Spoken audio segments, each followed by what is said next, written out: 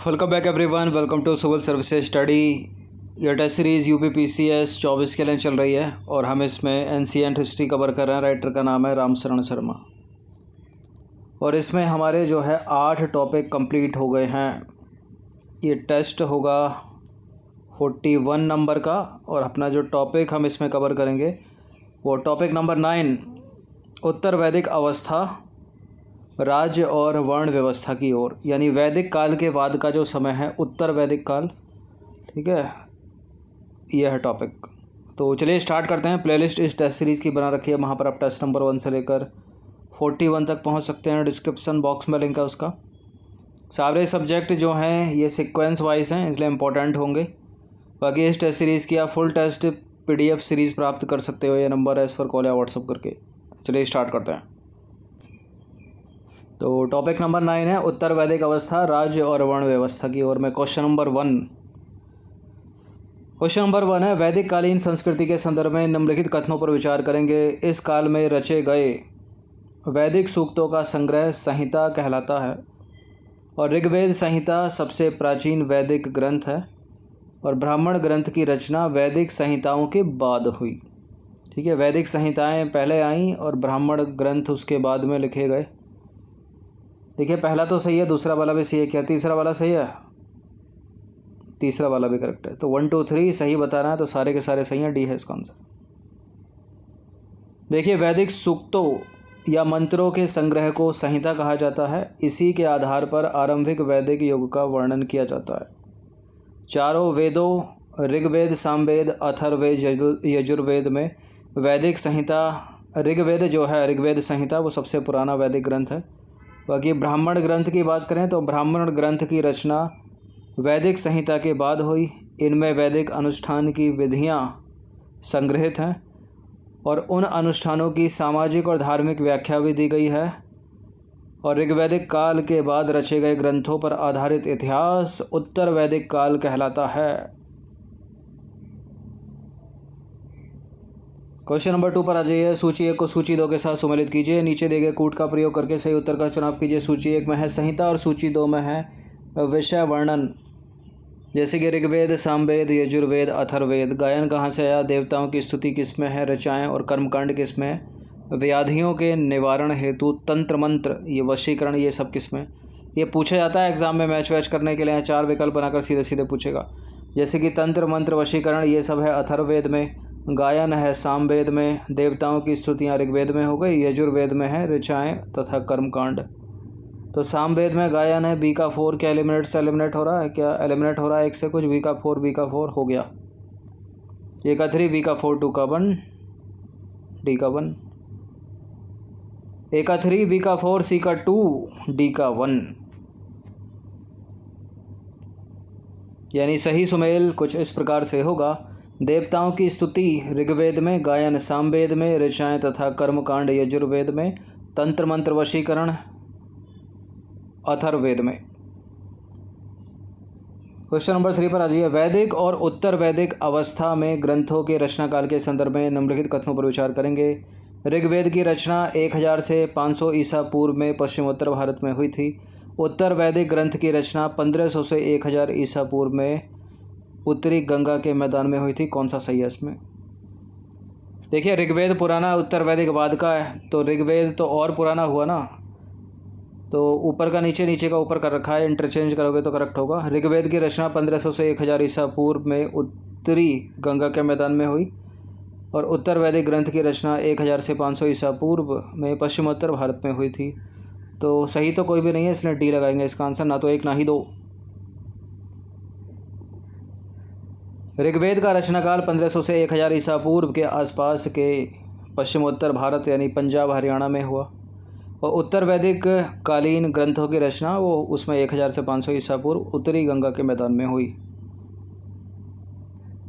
Question number 4 पर आ जाइए। उत्तर वैदिक काल के संदर्भ में विचार करेंगे। इस काल के लोगों की आजीविका का मुख्य साधन कृषि था, यानी एग्रीकल्चर। इस काल में जौ के साथ चावल और गेहूँ मुख्य फसल हो गए थे। इस काल में केवल चित्रित धूसर मृदुभांड का प्रयोग होता था, यानी पेंटेड ग्रेवेयर। मृदुभांड मतलब मिट्टी से बने बर्तन। और अधिकतर केवल वाले स्टेटमेंट गलत हो जाते हैं। उत्तर वैदिक काल में चित्रित धूसर मृदुभांड का प्रयोग होता था, काले लाल, ठीक है, काली पालिश वाले, ऐसा नहीं है केवल चित्रित धूसर, तो गलत है। थर्ड को हटाओ तो जरा, केवल एक और दो, इसका आंसर हो जाएगा ये। देखिए, इस काल में कृषि लोगों की आजीविका का मुख्य साधन थी, तो पहला वाला करेक्ट है। वैदिक ग्रंथों में बैल से हल जोते जाने की चर्चा है। वैदिक काल के लोग जो तो उपजाते ही रहे, पर इस काल में चावल और गेहूं भी उनकी मुख्य फसल में शामिल हो गए। बाद में चलकर गेहूं पंजाब और पश्चिमी उत्तर प्रदेश का मुख्य खाद्य हो गया, तो करेक्ट है दूसरा वाला स्टेटमेंट, पहला भी सही हो गया। वैदिक ग्रंथों में चावल का नाम ब्रीही है, ब्रीही। देखिए, उत्तर वैदिक काल के लोग 4 प्रकार के मृदुभांडों से परिचित थे, काला व लाल मृदुभांड, काली पालिशदार मृदुभांड, चित्रित धूसर मृदुभांड और लाल मृदुभांड। इनमें लाल मृदुभांड सबसे अधिक प्रचलित था। चित्रित धूसर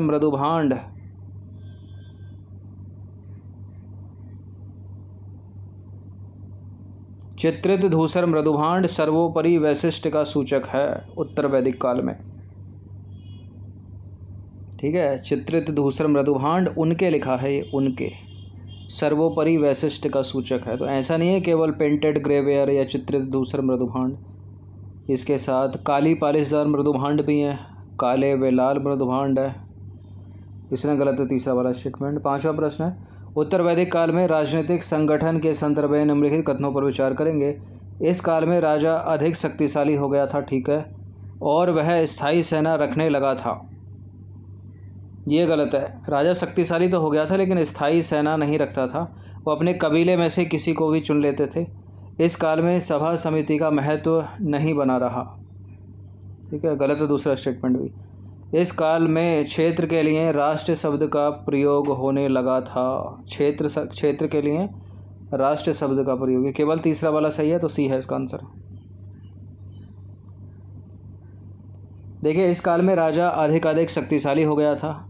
राज्य में राजा का पद आनुवंशिक हो गया तथा ज्येष्ठ पुत्र को उत्तराधिकारी बनाया जाता था, परंतु राजा का कोई स्थायी सेना नहीं रखता था। और युद्ध के समय कबीले के जवान भर्ती किए जाते थे, ठीक है, जो कबीले के लोग होते वही भर्ती किए जाते थे युद्ध में, इसलिए गलत है तीसरा स्टेटमेंट, इसलिए गलत है पहला स्टेटमेंट। इस काल में सभा समितियों के महत्व में कमी आ गई थी, वेदांत का नामो निशान नहीं रहा। सभा समिति अपनी जगह बनी रही, परंतु उनका रंग ढंग बदल गया, उनमें राजाओं और अभिजातों का अधिकार हो गया था, तो दूसरा वाला स्टेटमेंट भी गलत है, ठीक है। तीसरा वाला स्टेटमेंट करेक्ट है, क्योंकि राष्ट्र शब्द जिसका अर्थ प्रदेश या क्षेत्र होता है पहल इसी समय मिलने लगा था, ठीक है। राष्ट्र शब्द मिलने लगा जिसका अर्थ होता है प्रदेश या क्षेत्र, यानी क्षेत्र को राष्ट्र कहा जाने लगा, तो थर्ड करेक्ट है। नंबर 6 पर आ जाइए। उत्तर वैदिक काल के लिए किए जाने वाले यज्ञों के संदर्भ में निम्नलिखित कथनों पर विचार करेंगे। राजा राजसूय यज्ञ दिव्य शक्ति प्रदान करने के लिए करता था, और अश्वमेध यज्ञ राजा द्वारा राज्य विस्तार के लिए किया जाता था। करेक्ट है, इंटरचेंज करोगे, ऊपर का नीचे, नीचे का ऊपर करोगे, या ऐसे दोनों सही हैं। देखिए, इसी तरह से ये दोनों के दोनों करेक्ट हैं, सी है इसका आंसर। उत्तर वैदिक काल में कर्मकांडीय विधान राजा को शक्तिशाली बनाने के लिए किए जाते थे। राजा राजसूय यज्ञ करता था, जिससे यह समझ जाता था कि उसे दिव्य शक्ति मिल गई।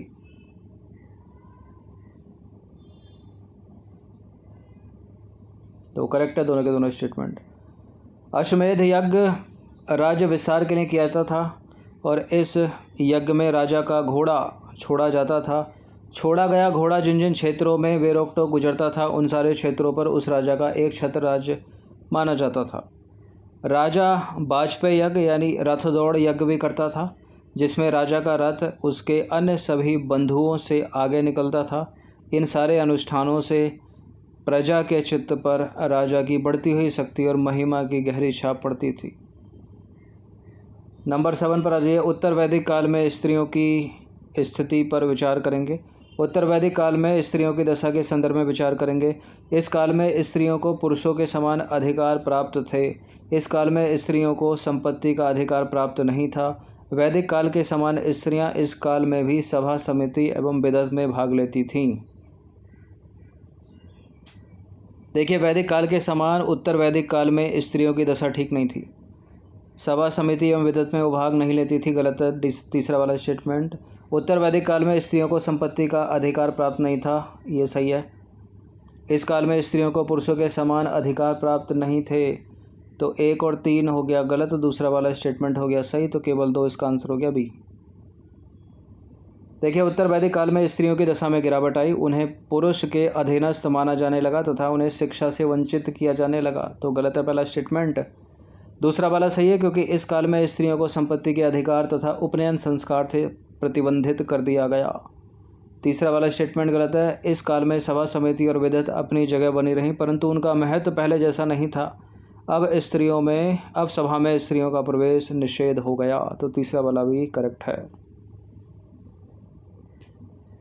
यानी जहाँ वैदिक काल में स्त्रियों की दशा बनी हुई है, उत्तर वैदिक काल में उनकी दशा बिगड़ी।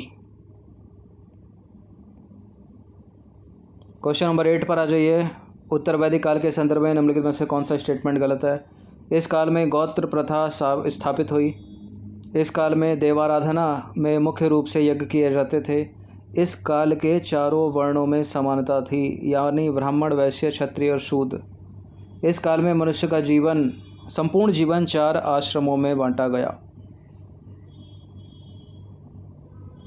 उत्तर वैदिक काल में मनुष्य का संपूर्ण जीवन 4 आश्रमों में बांटा गया, ठीक है। कौन कौन से 4 आश्रम को विचार करेंगे अभी एक्सप्लेनेशन में। इस काल में चारों वर्णों में समानता नहीं थी, शूद्रों की स्थिति खराब हो गई थी। इस काल में देवाराधना में मुख्य रूप से यज्ञ किए जाते थे, करेक्ट है। और इस काल में गोत्र प्रथा स्थापित हुई, तो इनकरेक्ट है भी, वही अपना आंसर है। देखिए, उत्तर वैदिक कालीन ग्रंथों में 3 उच्च वर्णों और शूद्रों के बीच विभाजक रेखा देखने को मिलती है। चतुर्थ वर्ण शूद्र की सामाजिक दशा में गिरावट आई, उन्हें उपनयन संस्कार से वंचित कर दिया गया और यहीं से उपनयन का अभाव शूद्र की दास्ता का घोतक बन गया। वे गायत्री मंत्र का उच्चारण नहीं कर सकते थे, ठीक है। और इस काल में मनुष्य का जीवन 4 आश्रमों ब्रह्मचर्य, गृहस्थ, वानप्रस्थ और संन्यास में बट गया। उत्तर वैदिक काल में 3 आश्रमों का उल्लेख है। चतुर्थ आश्रम जो है वो सुप्रतिष्ठित नहीं हुआ है, संन्यास वाला। इस काल में आराधना मुख्य रूप से यज्ञों द्वारा होती थी और यज्ञों के साथ अनेक अनुष्ठान और मंत्र विधियाँ प्रचलित हुईं। देखिए, उत्तर वैदिक काल में गोत्र प्रथा स्थापित हुई। चौथा वाला स्टेटमेंट की बात कर रहा है। गोत्र शब्द का मूल अर्थ है गोष्ठ। गोष्ठ या वह स्थान जहाँ समूचे कुल का गोधन पाला जाता था, परंतु बाद में इसका अर्थ एक ही मूल पुरुष से उत्पन्न लोगों का समुदाय हो गया। फिर गोत्र से बाहर विवाह करने की प्रथा चल पड़ी। क्वेश्चन नंबर 9 पर आ जाइए। उत्तर वैदिक काल के देवताओं के संदर्भ में विचार करेंगे और कौन सा सत्य होगा बताएंगे। इस काल में प्रजापति देवता को सर्वोच्च स्थान मिला था। इस काल में विष्णु देवता को पालक और रक्षक मानने लगे थे। पूषण इस काल में शूद्रों का देवता हो गया। कौन सा करेक्ट है इसमें? उत्तर वैदिक काल के देवताओं के संदर्भ में तीनों के तीनों स्टेटमेंट सही हैं। इसका आंसर हो जाएगा ऑप्शन नंबर डी 1 2 3।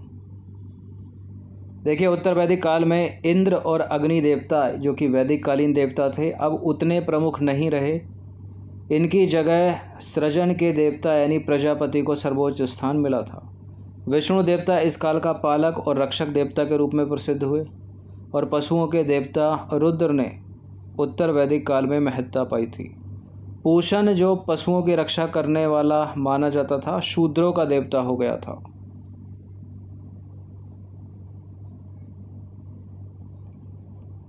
अब आ जाइए क्वेश्चन नंबर 10 पर। क्वेश्चन नंबर 10 है, उत्तर वैदिक काल के संदर्भ में निम्नलिखित कथनों पर विचार करेंगे। इस काल के अंतिम दौर में पुरोहितों के प्रभुत्व के विरुद्ध प्रबल प्रतिक्रिया शुरू हुई और उपनिषद ग्रंथों का विषय दर्शन था और उसमें कर्मकांडों को महत्व दिया गया। देखिए, उत्तर वैदिक काल में के अंतिम दौर में पुरोहितों के प्रभुत्व के विरुद्ध प्रबल प्रतिक्रिया शुरू हुई, ठीक है, और कर्मकांडों की निंदा की गई। उपनिषद ग्रंथ कर्मकांडों की निंदा करते हैं, महत्व नहीं देते उनको, गलत है दूसरा वाला स्टेटमेंट, केवल पहला वाला ही सही है। तो केवल एक सत्य होगा। इस काल के अंतिम दौर में पुरोहितों के प्रभुत्व और कर्मकांडों के विरुद्ध प्रबल प्रतिक्रिया शुरू हुई। यह प्रतिक्रिया पांचाल और विदेह के राज्य में विशेष रूप से हुई। तो करेक्ट है पहला स्टेटमेंट। उपनिषद ग्रंथों की रचना 600 ईसा पूर्व के आसपास हुई और इनका विषय दर्शन था। इनमें कर्म कांड की निंदा की गई, न कि उनको सपोर्ट किया गया। ठीक है, तो गलत है दूसरा वाला स्टेटमेंट। क्वेश्चन नंबर 11 पर आ जाइए। उत्तर वैदिक काल के संदर्भ में निम्नलिखित में से कौन सा स्टेटमेंट सही नहीं है? इस काल में श्याम अयस तांबा को कहा गया। शतपथ ब्राह्मण में हल के संबंध में वर्णन किया गया है। महाभारत महाकाव्य में कुरुकुल के इतिहास का वर्णन है और इस काल में संग्रहित का कार्य एकत्र करना था। बिल्कुल, संग्रहित करना, एकत्र करना, डी है। महाभारत महाकाव्य में कुरुकुल के इतिहास का वर्णन है। शतपथ ब्राह्मण में हल के संबंध में वर्णन किया गया है। इस काल में श्याम अयस लोहे को कहा गया, तांबे को नहीं। उत्तर वैदिक काल में श्याम अयस लोहा है, तांबा नहीं है। देखिए, इस काल में लोह धातु को श्याम या कृष्ण अयस कहा गया है। इस काल के लोग लोहे के बने हथियारों और औजारों का प्रयोग करते थे। किस काल के? उत्तर वैदिक काल की बात हो रही है। विस्तार करने तथा ऊपरी गंगा के मैदानों के जंगलों को साफ करने में लोहे की कुल्हाड़ी का प्रयोग किया गया था और इस काल में लोहे का प्रयोग का प्रमाण मृतकों के साथ कब्रों में दबाए गए लोहे के औजार भारी मात्रा में खुदाई से मिले हैं। तो पहला वाला असत्य है, बाकी सारे के सारे करेक्ट है। शतपथ ब्राह्मण में हल के संबंध में वर्णन किया गया है। बाकी महाभारत महाकाव्य में वर्णित कुरुकुल दो प्रमुख कबीलों भरत और पुरु एक होकर बना था। आरंभ में ये लोग सरस्वती और दृष्टद्युति नदियों के प्रदेश में बसे। कुरुकुल का इतिहास महाभारत युद्ध से लेकर प्रसिद्ध है, जिस पर महाभारत महाकाव्य विख्यात है और इस काल में संग्रहित का कार्य एकत्र करना था। चौथा वाला स्टेटमेंट की बात हो रही है। क्वेश्चन नंबर 12 पर आ जाइए। वैदिक काल के राजनीतिक संगठन को बढ़ते क्रम में व्यवस्थित कीजिए। सबसे छोटा क्या है, उसके बाद उसके बाद उसके बाद। तो राष्ट्र तो सबसे बड़ा होना चाहिए, तो ग्राम को एलिमिनेट कर दो।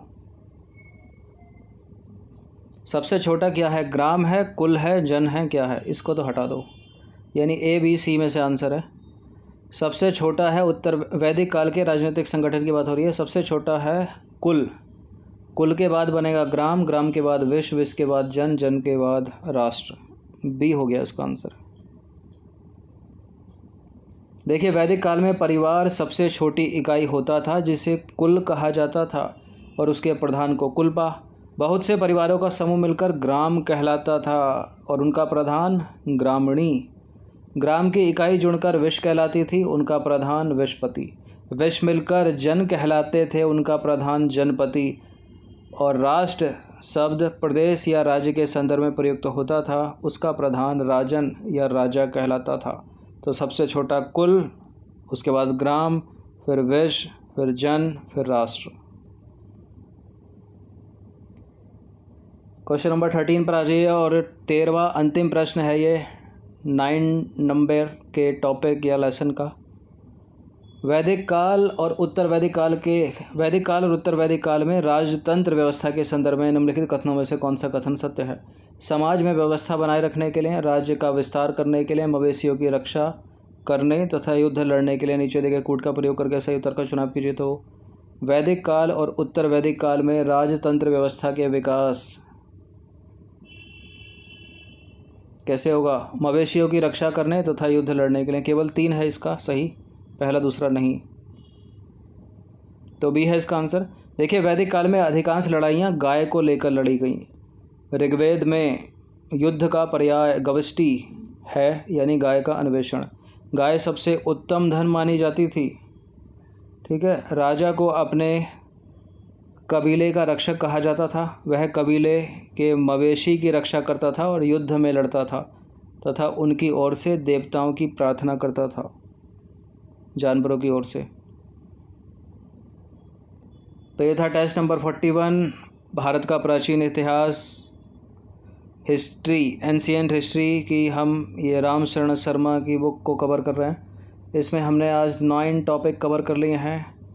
ठीक है, नेक्स्ट टॉपिक नेक्स्ट टेस्ट में होगा। प्रैक्टिस करते रहिएगा किसी भी स्टेट पीसीएस के लिए, चाहे वो बीपीएससी हो या यूपीपीएससी या यूपीएससी सिविल सेवा तक, सबके लिए ऑथेंटिक बुक है, इंपॉर्टेंट है।